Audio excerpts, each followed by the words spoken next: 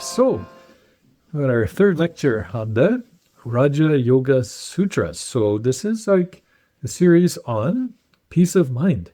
How does the mind work and how do we find peace of mind? So the first 2 weeks we looked at the first two sutras. So the first one said, now yoga is explained, or yoga begins now. So that's easy enough. And the second one is the explanation. It just says the purpose of the practice, the meditative act of yoga, is to stop the mind. So that's what we're trying to do, to still the mind for a little bit. And when the mind stops, well, we're going to find out what happens in the third sutra. And we talked a bit about the different states of mind that we can have. So one of them was the scattered mind. So maybe some of you identified with that. The mind is jumping around. I like the example a lot. Someone offers you a hot dog, you know it's bad for you. Then what does the mind say? Put some mustard on it, and then you eat the hot dog, you forget that it's bad for you, right? So we kind of do this, day in and day out, some of us, without seeing very clearly. And then whatever happens, happens. We don't have full control because the mind is pulling us based on its own whims. And then the other state was the muda state, the state of dullness. And that's when everything looks awful. No matter what happens, it's for the worst. So, even if you win some money, oh no, now all my friends will want some, right? So we can't see anything positive. So those are the kind of two mindsets we could be stuck in. And then the third one is when the mind starts to gather. We start to learn to focus the mind, which is what we were doing just now in the concentration practice.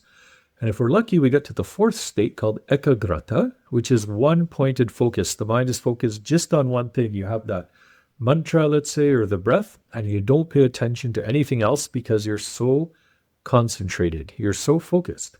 And not only focused, but uplifted, because that focus can come. We can find it in so many ways. We can find it doing a puzzle. Have you ever done a puzzle? Sometimes we're focused on doing the puzzle and someone says, hey, it's time for dinner, or it's time to go to yoga class. We don't even hear them, right? Because our mind is focused. We have one-pointed focus, but it's not from an inward, but outward, like from a puzzle, which is a good thing because it's calming the mind, but it's still kind of movement. So that's ekagrata. And then if we can really focus on that mantra, the mind becomes perfectly still. They say you merge with the mantra. You become that vibration on for a little bit. That's the nirodha state, the final state. So those were the different states of mind we talked about. And it's cool to notice what state of mind am I in, because that's when we could do something about it. And, the physical practice of yoga helps us to observe the mind. When we're in the postures and we're breathing, we start to see, how am I feeling in this pose? And we see like, oh, I like this pose. I don't like that pose. But what if we like it or don't like it and just sit with it for a little bit? Then we're observing the sensations instead of being caught up in them. I'll just make the pitch one time. Before our meditation lecture, every Wednesday, I teach a 1-hour class on Zoom, 7:30 to 8:30 with asana and pranayama. You're always welcome if you want to sign up. So let's look at verse 3 now. Sutra number 3 of chapter 1. And it goes like this in the English translation. At that time, when the thought waves are stilled, the perceiver rests in his own true nature. So when the mind stops, we're connected with ourself. And this is the goal of yoga, is to connect with self. And that's self with a capital S. And the inner self, the yogis say, the individual soul is the same as the universal soul, or that notion that we are all one. So that's a pretty esoteric way to look at it. It's not very concrete, but that's kind of the aim of yoga, is to feel perfect connection to ourself and the universe. But if we make that maybe a little bit more practical as the goal, what does it mean to be connected with yourself? And when are we not connected with ourself? Are you yourself, right? Are you acting as you? Or is the mind, sometimes playing tricks? Are we acting as somebody else? So I'll give an example. Maybe it'll make it more concrete. This weekend, I get to go to the Shivananda Ashram Yoga Ranch in New York State. If you're not doing anything, Susan, bike over and say hi. And to do that, I get to cross the border. And crossing the border, it's always, I don't know why, but it's always been a little like, you tense up there a little bit. Maybe it's just me, but I'm not doing anything like evil, but that happens. But then, not just do I tense up, but when I used to go as a kid with my father, he would get really, my mom's nodding, he'd get really tense at the border. And he didn't want anyone to if cross into a faster line if they're behind him, and he'd ride in two lines so no one would pass him. And, my dad's a super calm guy, but at that border, he went crazy. And then I noticed I was starting to do that too. I was acting out of a habit that I learned from my father. So was that me? That was my mind being busy and me acting in a way that wasn't my habit, but that was a habit I learned, as a kid. And then I kept it forward. So it wasn't myself. And when the mind stills, we get closer to ourself. And just by slowing down the mind, we can start to question our habits. Where did you come from? Are you serving me? Is that something I just saw somebody do as a child, somebody I looked up to, somebody I didn't look up to, so I didn't want to do what they're doing, but it's actually a good thing to do. So that's also not being ourself. And, a question I ask when I do the yoga therapy sometimes is, what did you have to do to survive your childhood?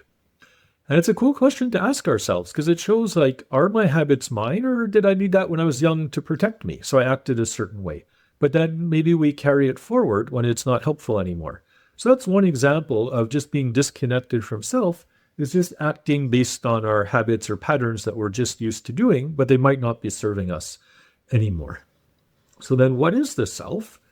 The yogis call it Satchitananda, existence, knowledge, bliss, absolute. So there's perfect bliss inside us. It's just sometimes hard to see. The mind is in the way.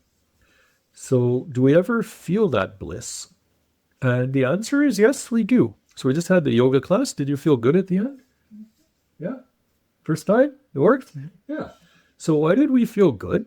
Why do we feel good in the relaxation pose?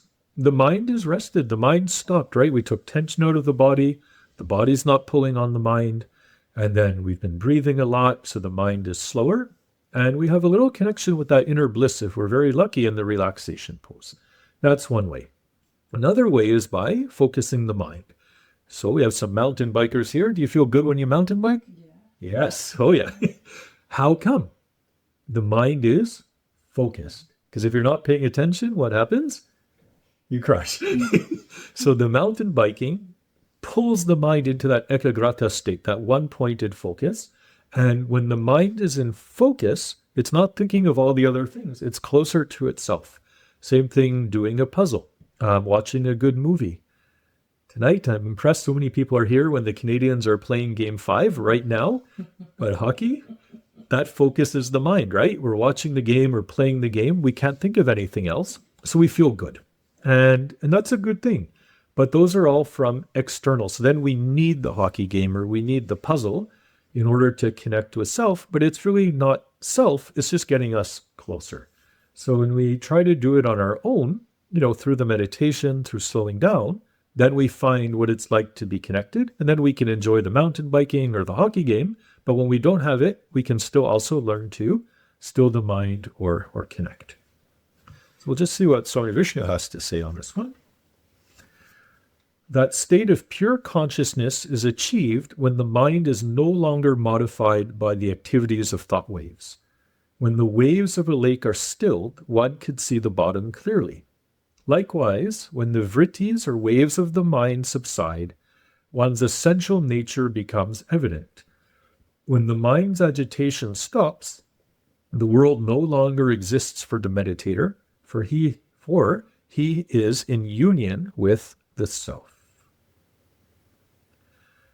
So one's essential nature becomes evident.